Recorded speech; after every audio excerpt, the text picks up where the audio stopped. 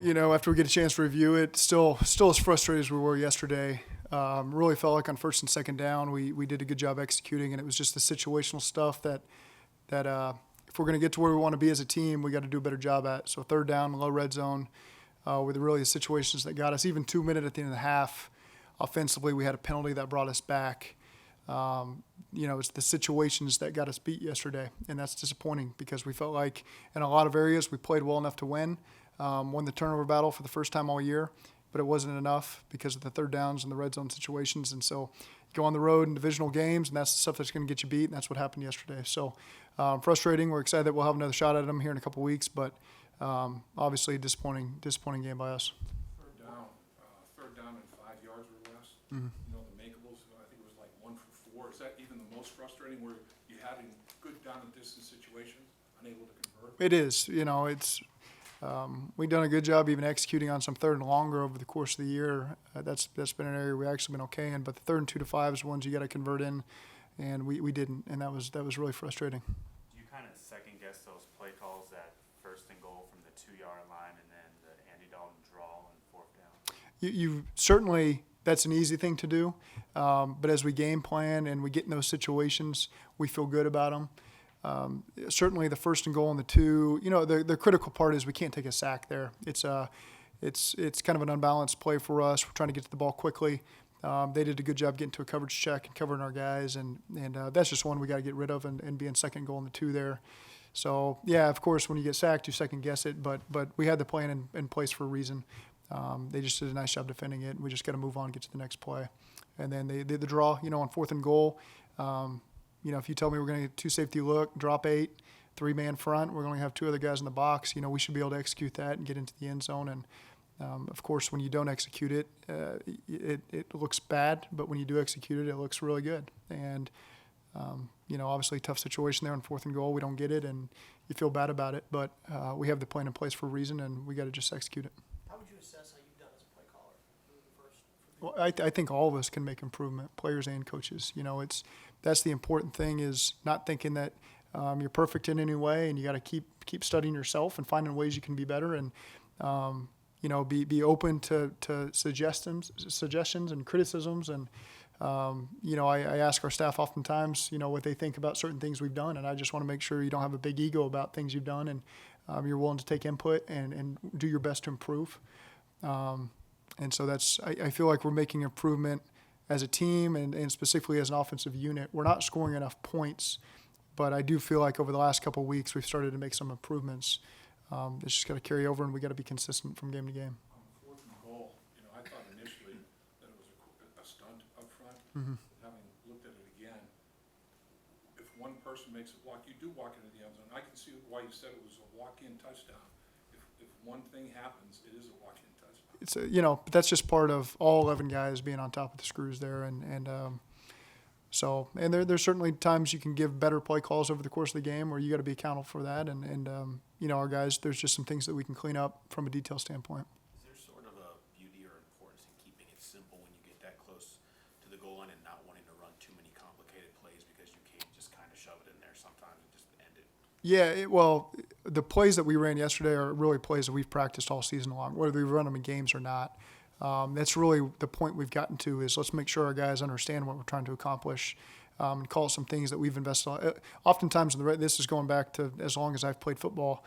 There might be plays you've invested 100 reps in, and you might call one time during the season. I know that sounds crazy, but it's just how many opportunities you get in the low red. And the coverages you face for a play you've carried all year. And so those were plays yesterday that we've carried all year since training camp. First time we got a chance to call them into games, but it wasn't because we hadn't repped them dozens and dozens of times, and we felt good about them. With penalties, there were 99 yards assessed in penalty, but that doesn't include the yards gained that were lost. You throw in the yards gained that were lost on top of the penalty yards. Sure. It's about 150, so you end up with 118 more yards of them, but it's given back by all those penalty yards, right? It is, and those are things we've taken pride in over the course of the season, to be a disciplined football team. And there were several of them that we could have controlled and been better, and those aren't things that we do. And so that part was frustrating, that the discipline kind of got away from us, especially on some key drives in the first half.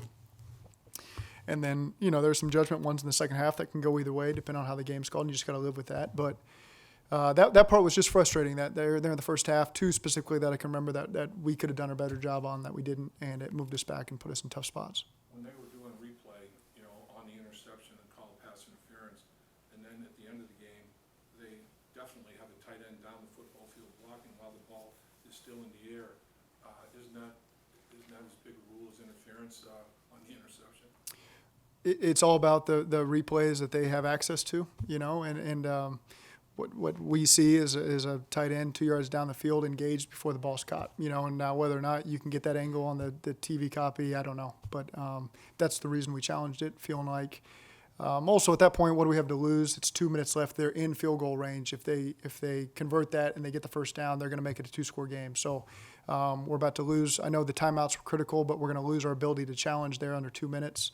So our best shot there is to challenge, win that challenge, have them on third and whatever, beyond the 50, and punt and go get the ball back and go score and tie the game. But it just didn't go our way. How do you judge whether you're being successful as a play caller in terms of how Wins. I mean, that's how we're all graded in this league, just winning football games. But is there anything else in terms of you referenced yards earlier? I mean, is there Well, one thing that's easy for us to do is make excuses for every stat that we feel like we can finagle to make us look good. And on the flip side, there's plenty of stats that you can look at that make us look poor. And the bottom line is we got to win football games and score points. And so there's no excuses to be made. I'm not going to stand here and make arguments for all these statistics that we can argue are good, because the bottom line is we have to win, and we haven't won enough football games. And so I have to do a better job. There's no doubt about that. Defense gives up 20 points, the pick six on their watch. Did they play winning football yesterday? Again, first and second down, we played winning football, but third down got us beat. He escaped for the touchdown there on a 3rd and goal where we could have had much better rush discipline there and not allowed that. And so, again, it just comes down to being situational masters. And yesterday we were not on top of the screws in those areas, and ultimately you lose the game. Looking at the tape again, Chubb's run of over 60 yards could have been a tackle for loss, missed tackling. Yeah, we had a tackle. We had a hit behind the line of scrimmage. We had 2 more down the field that could have got it down a little bit sooner. So that part was difficult because you got guys in place to do it. We just got to get it done. And unfortunately, sometimes those one you give up that one run, and it ends up being a backbreaker there at the beginning of the half that you like to have back. And that was a tough one for us. Do you feel like the defense with the penalty flag, do you think it had any effect on the play? Do you think they just thought, oh, this is a penalty, and I'm not saying slacked off, but didn't finish the play as a result of that? I don't want to make an excuse on that, but we just got to play the play. It got snapped. The play continued to go. We got to get the guy on the ground and make the play. Did Brandon Wilson's status change from limited to out completely on Friday? Did something happen in the middle of the week where No. injury, or? He got to the point really he's got injuries on 2 hands and just tried to get through it, and he couldn't do it. So, after meeting with the doctors, they determined the best thing was to put him on IR. Is Auden a potential IR candidate? We're finding more information today on him. I wouldn't say it looks great at this point, but again, he's doing some further evaluations as we speak right now, and I'll find out more and probably know more tomorrow. On the play where Erickson threw the pass, have you had that one in all year? No, that's one. We've had a couple things that we've worked over the course of the year. That was one that was new for this week.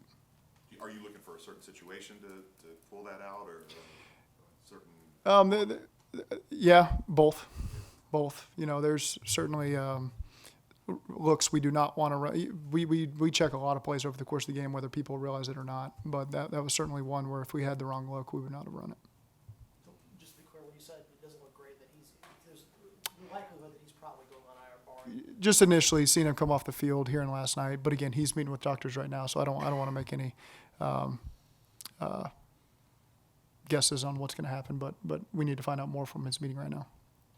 What do you think was the turning point this season for the running game offensively finding itself from that first 7 weeks that were so dreadful to what you've now found this life here that you have with? Well, we spent a lot of time when we traveled to London really evaluating what we wanted to do with the personnel that we had up front. What are the things these guys are doing well, and how do we help the backs in conjunction with the linemen? And so we spent a lot of time going to London, felt like we got on track a little bit as we played the Rams. Then we spent the whole bye week just studying ourselves and really just, okay, these are things that we've put a lot of time and energy in, and they're just not paying off for us. So we just want to be efficient and give ourselves an opportunity. And so you got to evolve. And really, that's credit to Jim Turner. You know, he spent a lot of time that bye week determining what we're going to have to do to get back on track. And that goes back to, you know, a lot of guys in the staff not having a big ego. It's easy to go through the spring and fall, and you're only practicing against your defense. And so there's some things that you feel like are good, and then you get 8 weeks through the season, and you're just not having success with it. And so you can be hard-headed and say, no, this is what we're going to do. We're going to keep doing it with no success, or you can evolve. And so we found a good mix of some things that we liked that we were doing that we felt like were very close. We just weren't all on the same page yet. And so it was easy for us to defend it because we felt like we're so close. And a lot of those things we've kept with, and they've really paid off for us.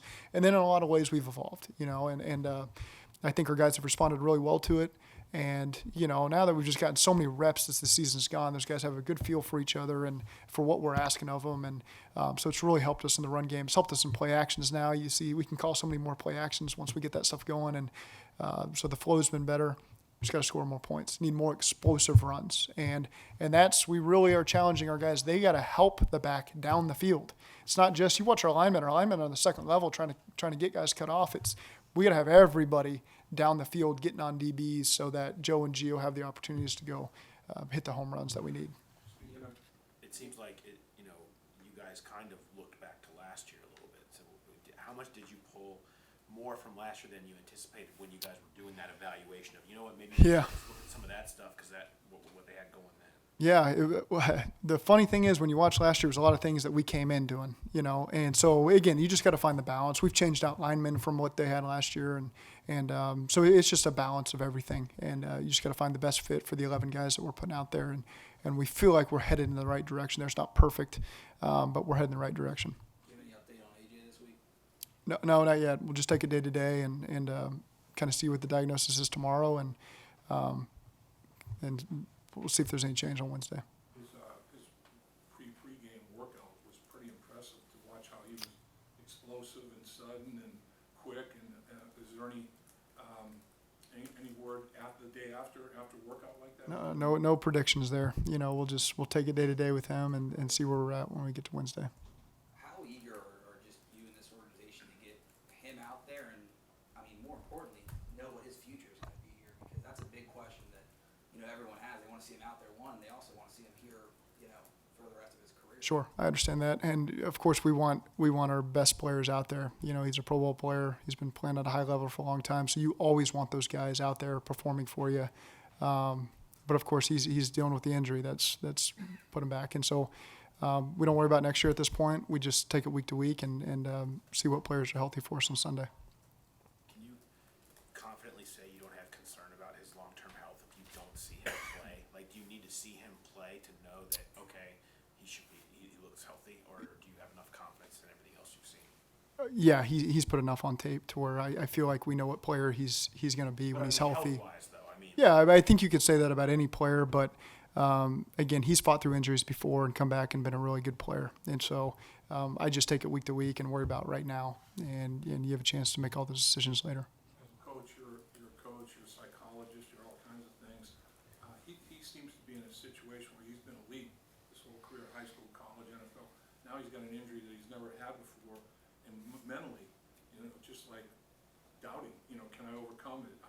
My new 100% is different than my old 100%.